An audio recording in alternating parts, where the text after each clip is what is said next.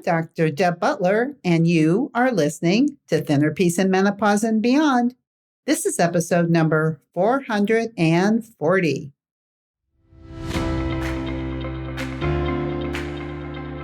Welcome to Thinner Peace in Menopause and Beyond. This is Dr. Deb Butler, Master Life and Weight Coach, and as always, your coach. If you're a woman and you're smart and you're successful and you've been struggling with weight your whole life, and now menopause is making it harder than ever, and you are ready to make this the last time you ever have to go on a diet again, then this podcast is for you. Stay tuned. Well, hello, all my dear friends all over this beautiful world of ours. I can't believe we're in September and it's starting to get a little cooler. And, I started a new thing and I thought I would just share it with you. There's so much out there about how to take better care of yourself, all the things you could do, all the things you should eat, all the things you should do. But I have found a concept very interesting, and that is the idea of flowing with your own circadian rhythm, the idea of going the way when the sun comes up, when the sun goes down, to have your eyes be in it when it goes up and when it goes down, and how it affects your whole system. So for most of my life, I have not gotten up at sunrise, but I thought it might be an interesting concept. So for the past 3 weeks, I've been getting up at sunrise, which is around 6:30 here in the morning, which is really not that early in my mind. And I've been doing it to see how it affects my whole body over time. And right now, I'm just going on my 3rd week. And this is something you can try or not try. You can read all about circadian rhythms. There's amazing books on getting your feet into the earth, being a part of the earth, being a part of nature. And I'm a big nature girl, as you all know. And I am just motivated to try this. And I don't do everything that comes out, and I don't try everything that I hear, and I don't want you to do the same thing either. If you hear this and you go, oh, just another thing I have to do, or she's doing it, maybe I should do it. I have heard about this for a long time, and it was only recently that I felt something in my body, a knowing that it's something that I should do. And I got to tell you, sometimes on some days I feel pretty tired, but I'm also really committed to finding out how this affects my body over time. So I'm in it, and that's what I'm doing. I don't know if I sound different getting up. I'm probably getting up maybe a half hour to an hour earlier, but it does make a difference on the body. And if you're even thinking of waking up at sunrise and allowing your eyes to have that first light, which is what many scientists who are into this talk about, how it affects our eyes when we are in first light, when we watch the sun come up. You don't have to see the sun come up. You just have to have your eyes in the light without sunglasses and without anything in the way of you seeing this, which means you need to be outside. And right now it's so beautiful, and it is it really is making me feel more grateful about how I have so little power over bringing that sun up. It just comes up every day exactly when it's supposed to. And, I'm a big hummingbird fan, and hummingbirds, they start pretty early in the morning too, which I was surprised about. So anyway, that is what I'm doing. And as I'm acclimating to waking up at sunrise and interested and curious about how it affects my body, I'm just wondering, what would you like to try on your body for a period of time with no drama? Because before, I used to make so much drama about this. I can't get up that early and I'll feel so tired. And well, this is what I've said for many years, which is why I never did it. And I started changing my mindset about, now that I'm in my 70s, this decade of my life, I'm wondering how it might affect it in a way that could be very, very helpful. I'm motivated. So instead of telling myself and getting very dramatic about waking up earlier, I'm more excited and more curious about it, which is what I would want you to do. You're in a different stage of life. I teach all about menopause because menopause was the big diving board for me in terms of learning so much about myself. And while you're there, is there something you've been thinking about wanting to try? I know there's a lot out there, but is there anything that lights your body up that you feel in your body that might be something you need to do?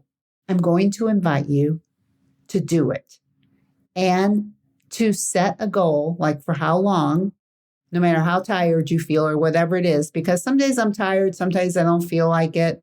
I do it. It's about this commitment to self and my curiosity as to what will come from this.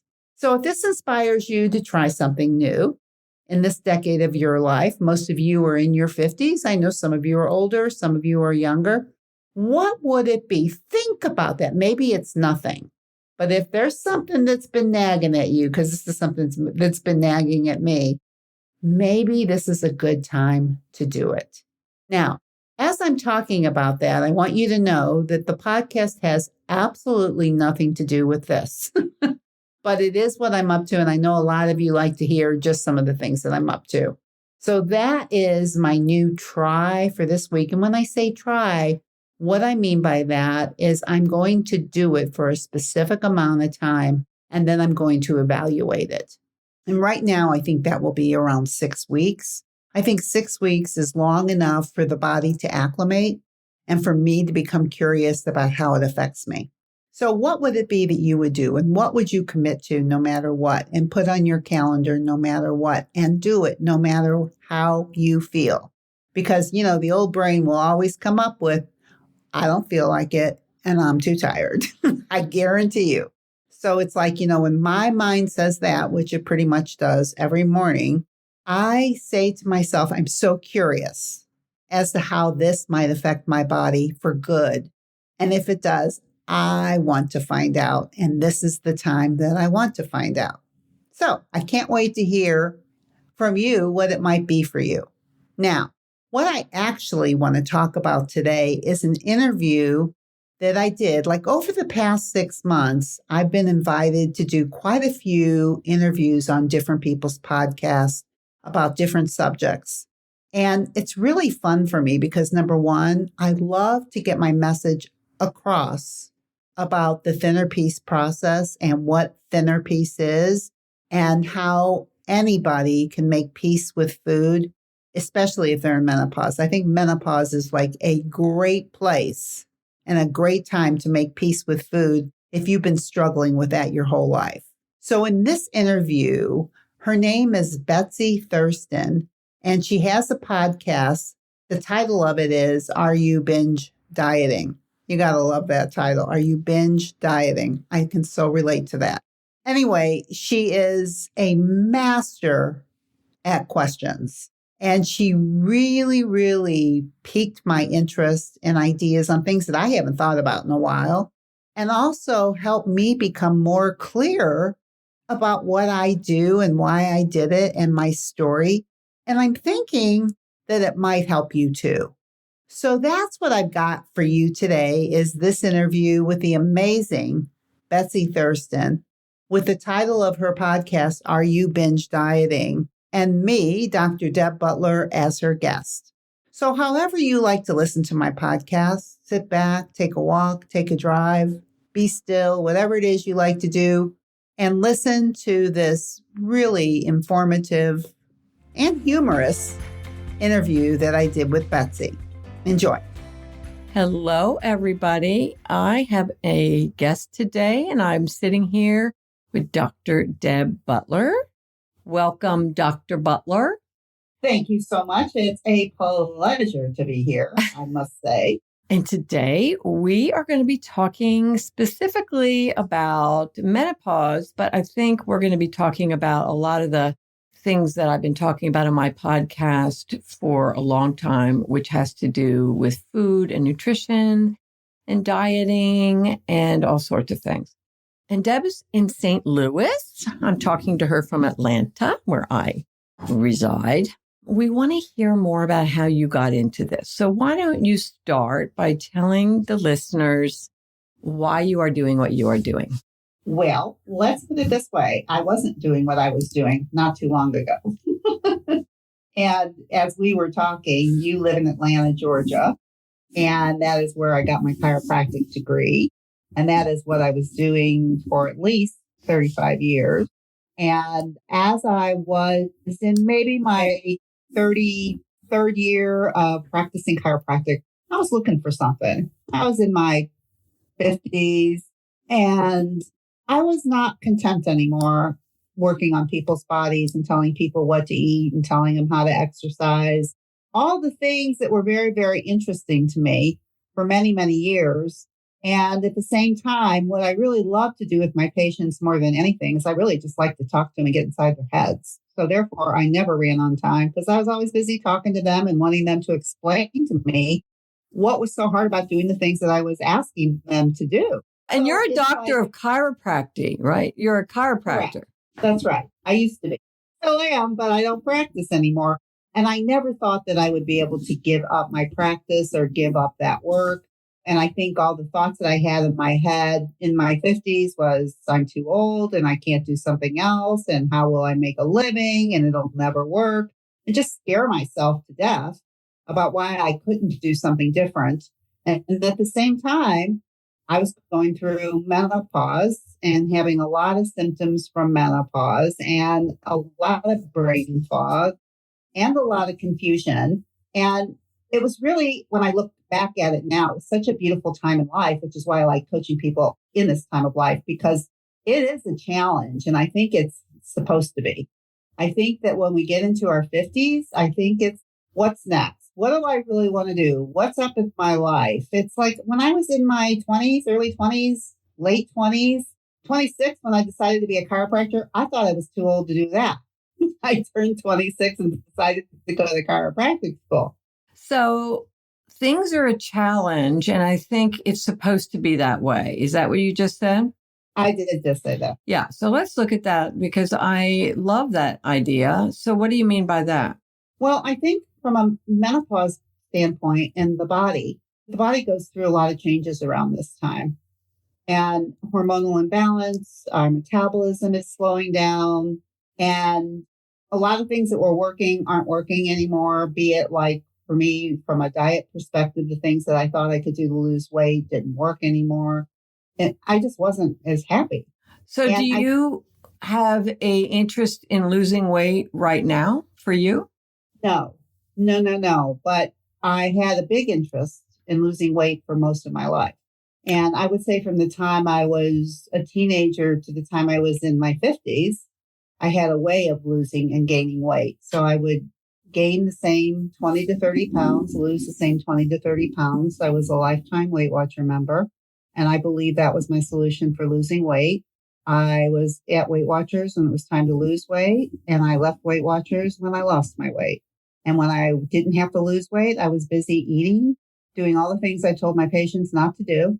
And it was very emotional. And I didn't think of it as an emotional problem. I thought of it as a problem that I had figured out because I knew how to go back and lose my weight. So I probably lost 250 pounds in my lifetime doing that. And when I hit my mid 50s and I wasn't real happy in my career, I also couldn't lose weight anymore the way I used to. It was like everything that used to work stopped working, including the way I felt about my job. And I think it was more of a reckoning of what do you want? What do you really want? So a reckoning with what your values are and a reckoning with what am I doing? Do I really want to fixate so much on losing weight? Is that what you're saying? I think what I was thinking is that I think I didn't think about being fixated on it. I just think that I didn't realize that what I was doing was actually a problem because I could always lose the weight. And I didn't think anything of why I was gaining and losing weight for 30 years. I just figured I had my problem under control. And I realized when I couldn't lose weight anymore, that it was a bigger problem than I thought, because I had this one question posed to me by a coach when I was starting to do life coaching was, why do you eat when you're not hungry? And do you know when you're hungry? And do you know when you're full? Right. Let's go to intuitive eating then for a second, because that's the basis of intuitive eating. And that's kind of partly. Mm-hmm. Yeah. So what do you do right now? What is the solution and where do you focus right now? When you ask those questions, are you aware when you're hungry? Do you stop eating when you're satisfied? Are you even aware when you're satisfied? All these things. So I'm guessing you do that with people you work with to some degree. I would say that's a very good guess. And you are absolutely right, because that's exactly what I do. And that's what interests people, which astounded me that somebody would be so interested in wanting to learn that. All right. So, in a lot of my podcasts, I've talked about intuitive eating, which is a big body of work. It's not just sensing hunger and fullness. It's holding our values. What do I really want? What's most important? It's all of that. It's learning mindful eating and presence. Let's suppose you have a person who comes to you for weight loss and they are overeating salty, snacky foods a lot, or maybe in the afternoons or the evening. They know they shouldn't be eating them. It's the chips or whatever it is. And they crave them. They think about them and they connect with their hunger and fullness. And they have a sensing intuitively, I think this is what I want. My body seems to want it. I'm craving it. And then they're frustrated because they say, well, I'm doing intuitive eating. I'm intuitively sensing that this would be good to have. What might you suggest? Well, that's probably where I kind of diverge from intuitive eating, because I think our minds can override our bodies. And I think our minds can make us think we want things. Oh, this sounds good. Or I need something salty, or I need something sugary, or I need something crunchy. And I think that in itself creates a feeling in your body, or an urge is what I call them, cravings. And I think those urges are what push you to do the things, if it's eat something that you don't want to be eating, but you feel this urge. And what I try to teach is how to feel these urges. I consider that an emotion, or I call it emotional hunger, as opposed to physical hunger, being able to differentiate the two. That's why I think it's so important just to know, do you know when you're hungry and do you know when you're full physically, so that you can separate out and piece out the emotional part, which I think that's basically how I think you teach too, the emotional component. But that's why I don't think it's intuitive. I think it's the mind can make you think things. The mind can make you think all kinds of things that are not real. Right. Okay. Yeah. Does that make sense? Oh, well, we're on the same page. And what I often say to people, so I work with a lot of people who have binge eating issues, or they keep the yo-yo dieting and all that kind of thing. The model I love the most is called internal family systems, where we're really... I know. I love it too. That is a fantastic model, where you're really connecting on a deep gut level with what is going on inside. So I will say to people, you can learn intuitive eating all day long, where you're really sensing into the body and making choices from body hunger. But that is no match for a scared, intense, false core belief driven part of us that has grabbed us.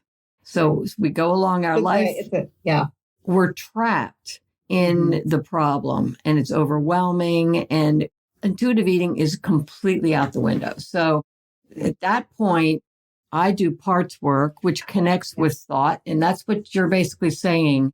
Everything boils down to thought. These darn thoughts of ours. That's why I think I talk a lot about mind management. And I think menopause is such a good time that if you haven't learned how to manage your mind up until 50, it's a really good time to learn, because the mind is a little bit more louder and is really, I think, working on trying to get your attention more, and not always in the best way. That's why it's challenging. But at the same time, I think if you're willing to look at what's going on up there and what it is that you are thinking, because usually thoughts aren't true or false. They're just something that it's just a sentence in your head. And if that sentence in your head isn't helping you get what you want, it would be nice to know what that sentence is or what those sentences are. So do you do work with false core beliefs, like deeply held? Because I would agree, most of our thoughts we are believing and they're just not true. I'm not good enough, or if I won't be able to sustain this. If I lose the weight, I'm just going to gain it back. Or I am not deserving of a thin body. I am not enough, as many variations. So the false core belief that seems so real. So do you do work trying to really dig deep into the heart of this? Or do you just pretty much say, this is false, so we're not going to go there? So do you kind of discount it, or you investigate it, or how do you manage that? We investigate it. There are some thoughts that are worth investigating. There are some that are not. And I think that as I work with somebody and they start coming up, I start getting clearer on what's worth investigating and what isn't. And, for some people, I call it, your top 10. What are the things that you think the most that take you away from what you want the most? Once you realize that they're just thoughts, we can call them core false beliefs, or I can just kind of be funny about it and said your top 10. But either way, they cause problems. And I think when you're in your 50s, I think they show themselves more clearly. And I also think, and there's some research on it in terms of that our minds are actually more malleable at this time. Well, there's a lot of wisdom. Well, on top of that, I think menopause is kind of similar in some ways to adolescence in terms of the phase of what do I want to do? How do I want to do it? What am I here in this world for? Only you're so young when this is happening. Your body is going through hormonal changes. It's different than in menopause, but still a lot of changes. And I think the same thing happens again in your 50s. And I think it's like, well, what am I here for? I think all the questions pop up again because it's like, okay, so you came to what you thought you were here for. If it would be having a family or having a career or being married or not being married, all of that stuff is happening up until your first 50 years. And then it's like, okay, well, now that's kind of societal, cultural, what I should be doing. What do I want to be doing? And who am I? Okay, these children are starting to leave if there are children. And it's like, well, who am I and what do I want? I am in my 60s. Am I doing what I wanted to be doing? A lot of times the answer is, well, for me, it was no. And it was a hard thing to reckon with because I'm 50. I can't go do something else. Well, I'm in my 60s, and I continue to struggle with these very questions. I don't know that they ever go away because I'm older than that. But I will tell you what, if you have some kind of way of managing, like your awareness at your age can be very helpful because you can also manage what's going on a bit because you understand the idea of thoughts and you understand the IFS system. So you have a lot more awareness than I did in my early 50s. I didn't have all of that. I was aware, but there was a lot that I didn't know. And the beauty of not knowing and the beauty of feeling challenged and thinking, oh my God, what am I going to do? All of that stuff led me to someplace else that I wouldn't have imagined. So the discomfort of it. Does discomfort help? I think it does. I don't think we do anything when we're real comfortable. Right. So being and learning to be in the mystery of life and the questions and the discomfort, it's a big deal. And a lot of people, as you know, there's emotional eating right there. There's a terror of what if I'm helpless or powerless, or sometimes, as you probably know, looking at the things in life that they've been avoiding or minimizing or pretending weren't problems. Well, and it all comes up. That's why I love to do eating, because it'll all come up around eating. Yeah. When you're putting something in your mouth and you're not hungry. Right. And I'm doing the work on, I love seeing what people are eating, not because I care a bit what they're eating. Right. Exactly. But I love to see, because I put numbers. I put numbers to the physical hunger scale. I put numbers to the emotional hunger scale. Right. And I like to show people what these numbers actually mean and how we can go into their minds to see what's actually happening. All right, hold on. What do you mean by a number on the emotional scale? Because there's a lot of different emotions. So what do you mean?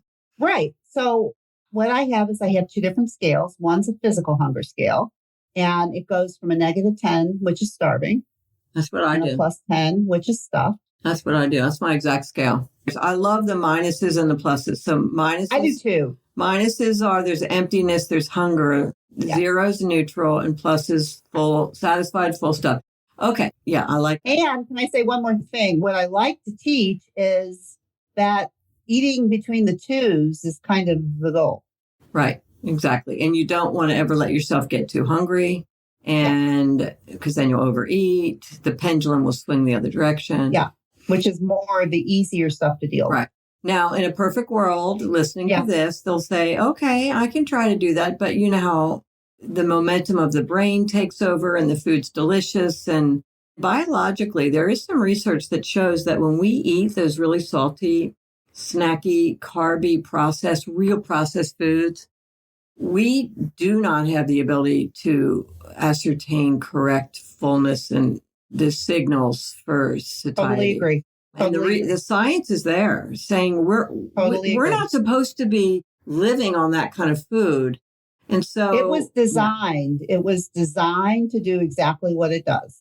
Make us overeat and want it more and be addictive. Yes, yeah. Exactly. I mean, what more? Exactly. So what more? I mean, as you said, there's research and books and Fat, Sugar, and Salt by Michael Moss a long time ago, where he got into the food industry and talked about how they would do brain mapping and bliss points, like the foods that cause the biggest bliss points in the brain.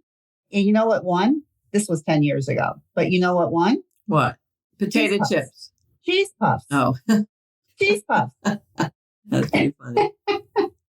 The highest bliss point. And I like those. And I did like them.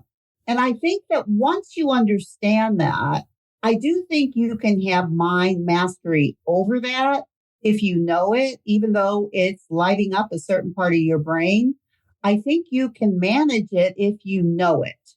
And if you know that you can't manage it, you get to decide to stay away from it. But I think there's a lot of things that we can manage once we know what's going on. It's not you. Let's talk about the emotional scale. So how does that work? So I have an emotional hunger scale for most emotions that go from a -10 to a +10. -10 is strong, hard emotions. +10 are the positive plus emotions, just simply put. And I put urges within that category of happy, sad, mad, lonely. I also put urges in there too as an emotional hunger. So sometimes it's not like you're not eating because you're sad. You're eating because your brain is telling you that you need something sweet. Hold on just a second. So you have people track this emotional scale throughout the day. Is that what you're saying?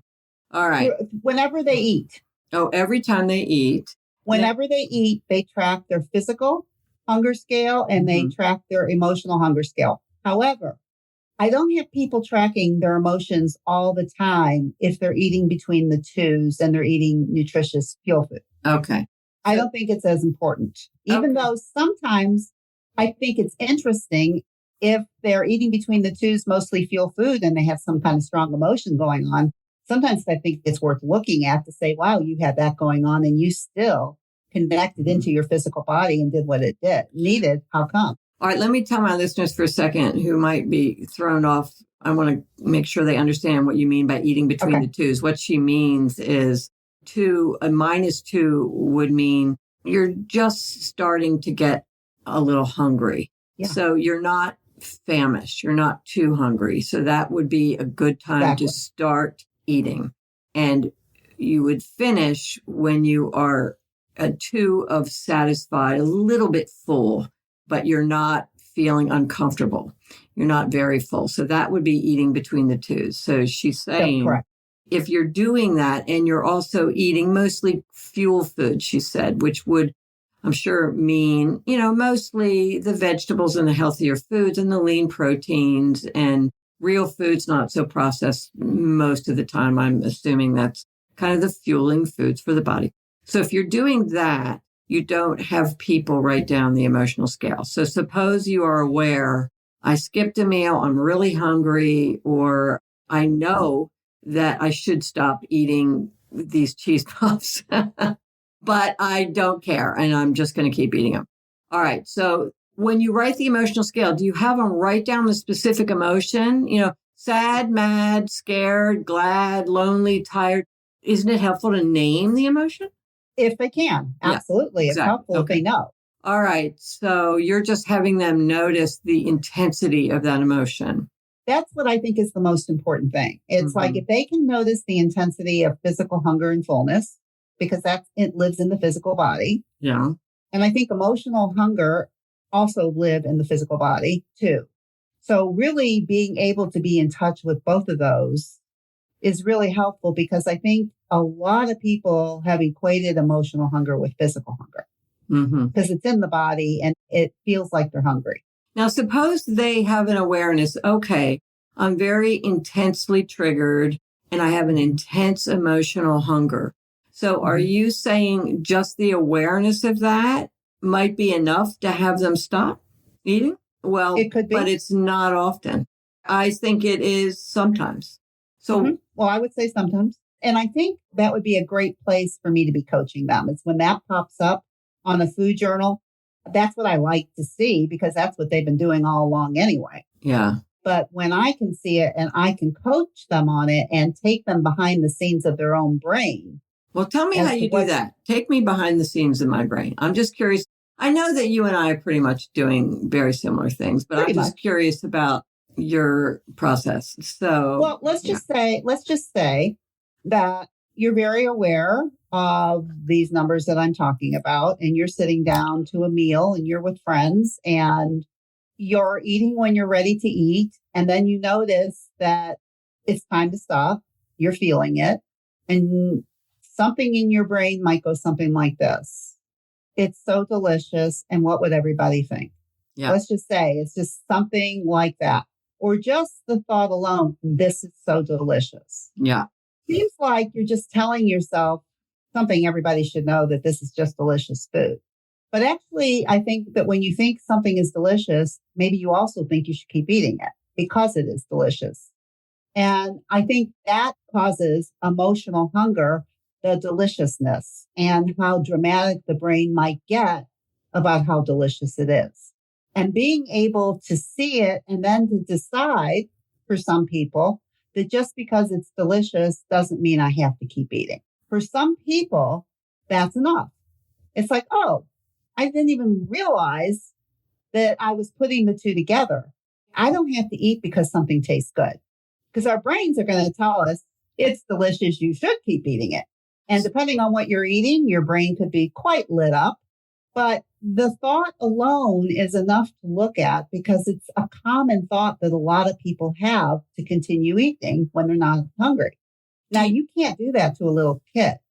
What do you mean? I don't think you could take, like when my granddaughter right now is 2 years old, I don't think I could give her anything to eat that she would eat if she wasn't hungry. I think she would throw it in my face. Even a cookie? I think even at that age, I think when you get them young enough, I just think that the body instinctively and inherently knows what to do.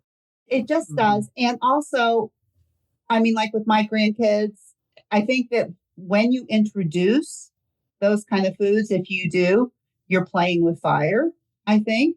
And a kid that doesn't care what they eat, it's like, well, why bother when we know what it's going to do? But even given that fact, watching my 3 grandkids when they are little, and it's basically almost like them throwing the food in your face. They don't care if you cooked it. They don't care if you want them to eat it. They don't care.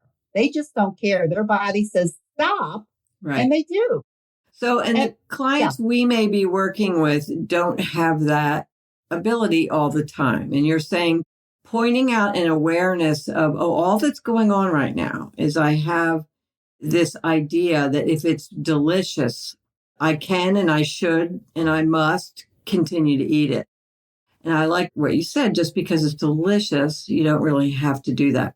But how often do you work with childhood deprivation? Probably a lot of times, as you know, people were put on diets when they were in elementary Yeah. school against their will and were chronically and constantly had this sense of deprivation and they were helpless. They couldn't do anything about it. So that emotion gets stuffed away into the subconscious, which makes this idea or experience of delicious food so much more compelling. I'm not going to be deprived. I can't handle feeling that again. What's your process, or do you have a process about the idea of feeling deprived? Well, when I think of deprivation, I think of it as a feeling. And I think that what I like to help people with is also to understand that there are no really good foods or bad foods. I like to think that you could eat whatever you wanted. I like to be able to get to that type of mindset that, because it's just a belief system anyway, that you can or you can't. Right. So not judging foods. Well, if you could learn, I think like one of the things that I do is I have a category of food called joy eating. Yeah. Which is basically eating Fun foods that have foods. no nutritious value. Exactly. That you just enjoy them. They taste good. And I think, well, at least a lot of people I work with just think they can't do it. Right. And they can't do that and lose weight, or they can't do that and be healthy. So it's either one way or the other way. And I love the idea, at least this is what helped me, is to, well, I can have whatever I want. And I want people to really be able to come into that spectrum of through mind management work to believe that they can eat whatever they want and that they can show themselves that they can have a cookie and they can enjoy it and they can stop. I'm not saying I think it's a simple process. Yeah, I agree. I do the same thing. And I have some worksheets that. Great minds think alike. Well, I think, is it great minds or is it common problems and solutions that make sense or something? But anyway, I have somebody I've been working with who very big binge eater of those joy foods, long-standing habit. So we track in the moment the bites as you're eating them. And we try to challenge how many bites do you need before you can stop. So we're really challenging this idea in the head, because as you're shaking your head saying, I get it, people think I don't have the ability to eat 2 cookies and stop. I can't, because in the past they haven't. Many times they couldn't. And we're challenging that and saying, well, we can train the brain how to do that. Yeah. And also, if you come into, like a lot of people that I work with come in thinking they can't do that. They can't do that. So whenever they're eating it because they can't do it. So they got to get it all in because they're not going to ever do it again. Right. The last supper eater. This is going to be the last. And it's like, it's disastrous because it will happen again. And when you know that it's just a cookie, and I don't want to simplify this, but in the end, it's just a cookie. It is just the cookie. It's like for me, I have a thing with potato chips. And I believe that if I wanted to stop eating potato chips, I had to put them under hot water. I had to do something, destroy them, because otherwise I could not control myself around potato chips. I could throw them in the garbage, and if they weren't destroyed already, I would go back and get them. And I think it comes from the idea that I can't eat them at all. If I eat them, I'm going to eat too many, so I can't have them at all. I mean, when I talk to you now and just say they really are just potato chips and they do taste good, but I mean, I decide. I mean, I don't think that was a simple process, but it was such a freeing thing to go, they are just potato chips. I don't have to put them under hot water. I don't have to destroy them. I can put them back in the pantry and eat them again later. So let's talk about this process. I remember going to an eating disorder conference, the Renfrew conference in Philadelphia, many years ago. And one of the lectures was this practitioner, and she said, in order to build trust that you can handle this, you have to have zero scarcity. And therefore, and I think Janine Roth is similar, And so you need to put 8,000 bags of chips in your pantry and a whole bunch of boxes of cookies. Now, I struggle with that a little bit. So I understand, not personally, but I have found people get overwhelmed with doing that and they can't do it yet. That's what I guess I want to say. I think you got to work up to that. So if you say to people, okay, buy all the cookies that you want, and then it's there, it backfires. And then people feel like failure, and that's not helpful. How long does it take you, or did it take you, or does it normally take to get people to trust it really is just a cookie?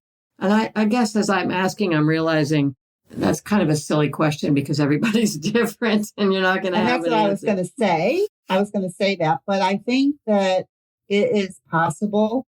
And I call the process that I use or the program the thinner peace process. Thinner peace meaning getting thin peacefully, being thin peacefully, being peaceful with food. And I think that the food that you think you can't have is the food you most need to have peace with. I agree, for sure. And for many of my clients, I really do recommend that they don't take it out of their house. I'm not saying to buy lots of it, but I'm just saying if you've got something in there, I mean, for me, nothing is sweeter to them than when they can say, you know, I've just had ice cream in my freezer for 2 weeks and I don't even care. I agree. And this is somebody who could not do that. And I think it comes from being able to have it there, even if sometimes you eat it and you're giving into an urge. I think it's valuable information. And I think it's good to talk about. And I don't think you're going to do it the first time out. I think you're going to give it in and you're going to be coached on it. And I think through the coaching and the availability of what I coach in terms of how I see your mind will help you see yourself differently. Yeah. You learn not to make such a big deal out of it. I would say, you know, I study a lot of Buddhism and I bring a lot of that into my practice. And one of the things that I just did a podcast on was on equanimity. And being equanimous with food, taking the drama out, being able to take it or leave it is a beautiful thing to do with food. It's a beautiful thing to do with anything in life is when you don't have an expectation. I don't think it's easy, but it is a way to decrease suffering. 100%. One of my spiritual mantras, so to speak, that I have just found so much help personally with is letting go of preferences, which is similar to kind of what you're saying. Very much. So, and I think I did a whole podcast on that, just learning to live life without the attachments, which is the preferences. And that's also cookies. And it's also the preference that I won't have the urge. We're going to let go of caring if you even have the urge. So bringing it back to menopause. So why menopause? Or just because for you, that's really when things flared up? So that's why. Yeah. She's shaking her head. I also think it's the best time to be like, I work with women who've been struggling with weight their whole life. And now menopause is making it harder. I'm not just wanting to work with people who are in menopause and they've gained weight. Right. Do you talk about numbers on the scale, or what's your opinion on the scale? Oh, yeah. So my opinion about the scale is that it's a great tool and a great way to learn how to manage your mind. Well, how do you direct people? What is the definition of thin? Are you helping people get thin? And how do they know what's thin for them or where they should be? Well, am I helping them get thin? I'm helping them get to wherever it is that they think they want to go. Okay. So with their bodies. Most people the people that I work with want to lose weight. They don't want to gain weight. They want to lose weight. And so that is what I'm calling thin. Thinner than you are. What if it's not realistic? To lose weight? What if they actually have a body where their set point wants them to be? Yeah, we're talking biology versus the brain. So how do we differentiate what would be a body that is unhealthy or needs fixing? Fixing meaning getting thin. How do we know if it's a valid concern? Some women want to get thin, but probably it's their mind and society and their ideas about But the problem is their thinking. Their problem isn't, there's nothing wrong with their body. And so what is really probably the most helpful thing would be to them to make peace with where they are without the thought, without the preference of sin, without the thought, this body is a problem and I need to fix it. A lot of people I work with are on a treadmill of efforting so hard because they want to lose weight when that itself is the problem. So that's kind of. I think I understand what you're talking about. And one of the things that I've noticed over the years of doing this is that since a lot of people achieve a lot of peace when we work together, sometimes feeling better, really what they're looking for is they want to feel better and they think losing weight is what's going to help them feel better. Right. And a lot of the work, at least that I do, is to help them feel better without losing weight, which is the only way I think they can lose weight anyway. Exactly. I mean, you can't hate yourself thin. And I think a lot of people come in hating themselves and feeling that they should be punished, they should be deprived, they should be restricted because they're overweight. When you're talking about a body and being able to accept the body and being happy, contented with where you are is probably more important than losing weight, period. And as you said, there's a paradox. The more you're contented, the more you're going to be able to lose weight. Exactly. And sometimes it's like, I don't even want to lose weight. That's like, I got what I wanted and I didn't have to lose weight. Is the realization. Yeah. I mean, like, why, one of at least the work that I do sometimes is, on your compelling reason, why do you really want to lose weight? When something that really will compel you usually is, you would think, because everybody says, because I want to be more healthy, sounds like a great answer. And yet that's not compelling at all because that's what they tell themselves all the time. Yeah. And when I often work with the whys, a big one would be, I want to be more confident. And that is worthy of questioning too, isn't it? Yes, it is. So yes, all of those things. And we're all just humans on the journey trying so hard. We're all suffering. We are humans and we are human women in a culture that really perpetuates a lot of the things that you and I see. And so even being able to see that more clearly and maybe becoming more equanimous with it will create less suffering. I love the woman power idea. I really do. I love the woman power. And I love the woman power that midlife brings. But I do think women they're changing the world. They're taking over the world. I mean, they're breaking glass ceilings. They are rising up.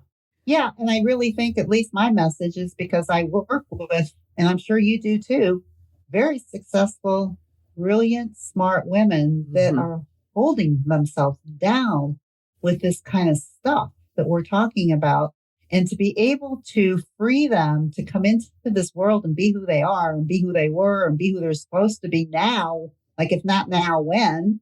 This is a really good time to do it. And it's so worth it to put in the time and energy to investigate and get to know yourself. So the food thing, as you and I are both pointing to, is just a symptom of this big thing that we're trying to get people to open to is if you only knew how much happier you could be and the potential for peace or joy or whatever, if you could let go of these beliefs and these habits of thought, if you only knew. That really, I'm just using food to get to that. Yeah. Well, let's put it this way. If all I talked about is I'm going to just teach you how to be happy and peaceful, I don't think anybody would want to hire me. Right. But I think if I can help you lose weight, that's like everybody wants to lose weight more than they want to be happy and peaceful, unfortunately. Right, because they're scared and they don't like their body. So I agree. People come to me for food issues. And really what I'm helping them with is the bigger picture and learning how to not make the weight loss such a prominent thing in their lives. Okay, you still might want weight loss. That's fine, but let's look at all the other stuff. Anyway, I'm looking at the time, and I think we're out of time. That was fun. All right. So tell my listeners then how they might get more information about you. Well, I think there's two ways. One is if you're thinking that you would like to work with me as a coach, you can actually go to my website and set up what I call a mini session, which is the ability for us to be able to talk kind of like you and I are talking right now, to see if what I do would be able to help you, if we would be a good fit. Yeah.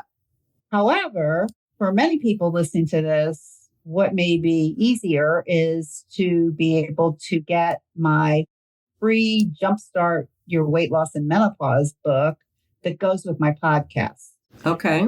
How do you do that? drdebbutler.com/change. All right. I got a podcast that, is a good introduction, just like I'm here with you, is a good introduction, 6 years worth of weekly podcasts on this issue and techniques and all the things that I use with my private clients. For many people, this is the kickoff to get what they need. People are going to love that. If you're loving my podcast and you would like some more information to be able to follow along with, then please go to drdebbutler.com/change and you can get a free copy of my companion book that goes with this podcast that I refer to in many different episodes. That is drdebbutler.com/change. CHANGE.